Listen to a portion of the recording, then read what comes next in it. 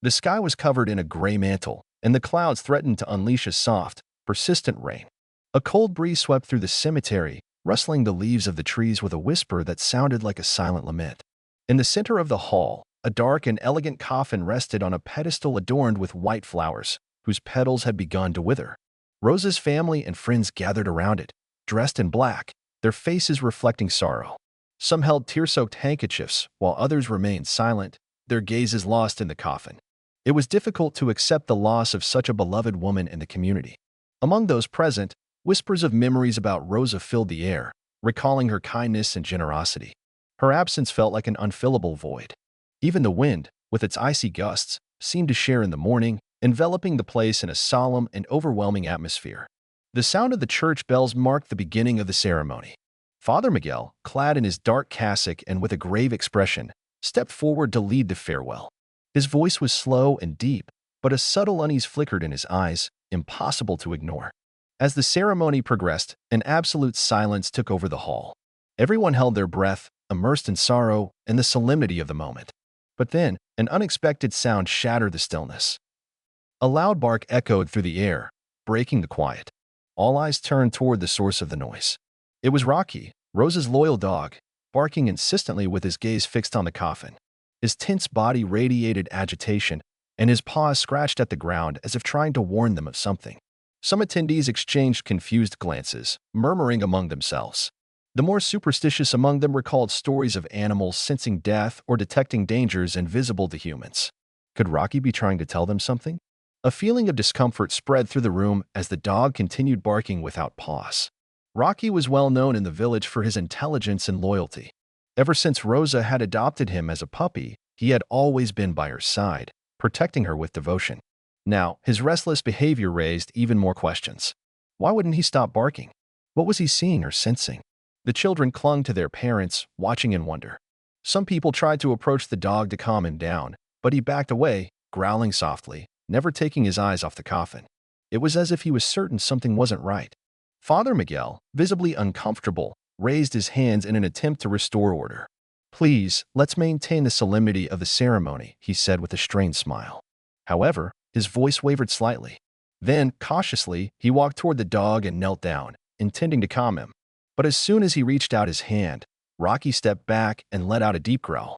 The priest abruptly stopped and wiped his forehead with a handkerchief, where beads of sweat had begun to form. His expression, once composed, now showed a trace of nervousness that did not go unnoticed by the attendees. From within the crowd, a man stepped forward. Raphael, a stranger who had only recently arrived in the village, watched the scene with interest. He hadn't known Rosa well, but something about the dog's behavior intrigued him. Slowly, he approached and knelt beside Rocky. "What are you trying to tell us, my friend?" he murmured in a calm voice. Rocky stopped barking for a moment and stared intently at him. His dark, gleaming eyes seemed to plead for help. Then, he fixed his gaze back on the coffin and let out a low whimper.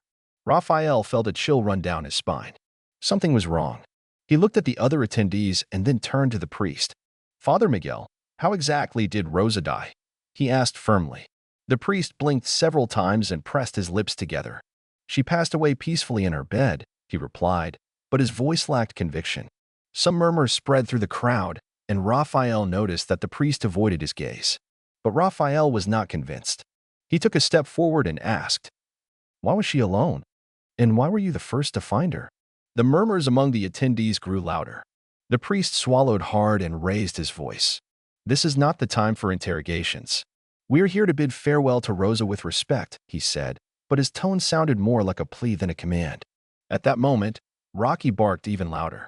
His insistence turned the murmurs into suspicious glances. Rocky began tugging at Raphael's pant leg, urging him to move. Without thinking twice, Raphael decided to follow him. The dog led him through the village streets to Rosa's house. Upon arriving, Raphael noticed the door was slightly ajar. With his heart pounding, he stepped inside. The house was dimly lit and had an air of abandonment. He walked toward a table where he found a small wooden box. Carefully, he opened it and discovered several letters and a tiny key. The letters were signed by Rosa, and in them, she mentioned uncovering something terrible about someone close. Raphael felt the air grow heavier as he read a name in one of the paragraphs: Father Miguel. The discovery of the key unsettled him even more. Next to it was a blurry photograph of the priest holding what appeared to be a metallic box. Raphael furrowed his brow, wondering what it all meant. Determined to uncover the truth, Raphael pocketed the key and headed toward the church. Rocky walked beside him with determination. When they reached the temple, Raphael noticed the doors were slightly open. He stepped inside quietly and surveyed the altar. Remembering the photograph, his gaze scanned every corner until he spotted a small door hidden behind a curtain. He took out the key and inserted it into the lock. With a click, the door opened, revealing a narrow staircase descending into a dark basement. With shallow breaths, Raphael took a deep breath and began to descend, with Rocky close behind. At that moment, a muffled noise echoed from below. Someone else was down there. Raphael cautiously made his way down the stone steps, his breathing uneven with tension. Rocky moved carefully, ears perked and nose sniffing the air. The deeper they went, the thicker and more humid the air became, filled with a musty stench of mold and confinement. When they reached the bottom of the staircase, they found themselves in a narrow, dark corridor. Raphael pulled out a flashlight from his pocket, illuminating the stone walls covered in moss. A faint metallic sound, like the clinking of chains, broke the silence. With his heart pounding, Raphael advanced until his flashlight beam revealed a figure bound to a chair. It was Rosa. Her face was pale, her dress tattered, but in her eyes, there was a glimmer of hope upon seeing Raphael and Rocky. "Raphael," she whispered weakly. Raphael slowly descended the stone staircase, his breath uneven with the tension of the moment.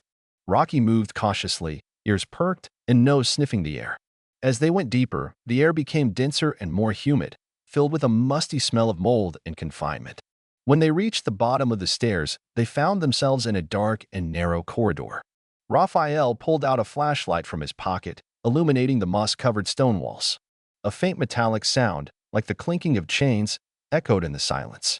With his heart pounding, Raphael moved forward until his flashlight revealed a figure bound to a chair.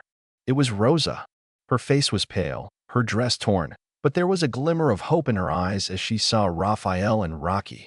"Raphael," she whispered weakly. Raphael ran to her and began examining the chains that held her. They seemed to be secured with a heavy padlock.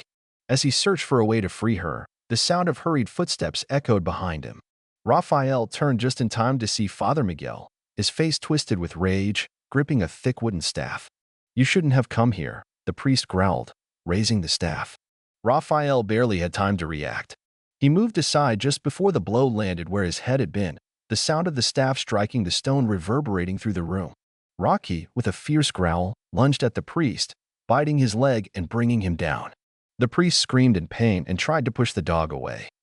But Rocky refused to let go. Seizing the opportunity, Raphael grabbed a heavy candlestick from a nearby table and struck Miguel's staff, knocking it from his hands. "Let her go," Raphael demanded furiously. Father Miguel crawled backward, his breathing labored. But his face showed no remorse, only rage and desperation. He glanced toward the entrance of the basement, as if considering an escape. Before he could attempt it, Rocky leaped on him again, pinning him to the ground. Raphael, still trembling from the adrenaline, ran to Rosa and used the key he had found in her house to unlock the padlock that restrained her. "We need to get out of here," Raphael said, helping her to her feet. Rosa nodded weakly, her body frail after being confined for days. She leaned on Raphael while Rocky remained on guard, ensuring the priest stayed down.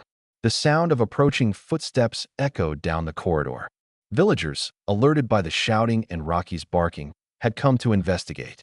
Upon seeing the scene, their faces filled with astonishment and outrage.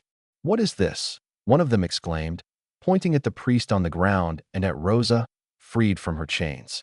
"Father Miguel has been hiding the truth," Raphael said firmly as he held up the metal box containing documents and stolen money. "He deceived everyone, using the church to cover up his crimes." The crowd stirred with anger. Indignation grew as Raphael explained how the priest had kidnapped Rosa after she uncovered his corruption. The villagers, who had once trusted him, now looked at him with contempt and fury.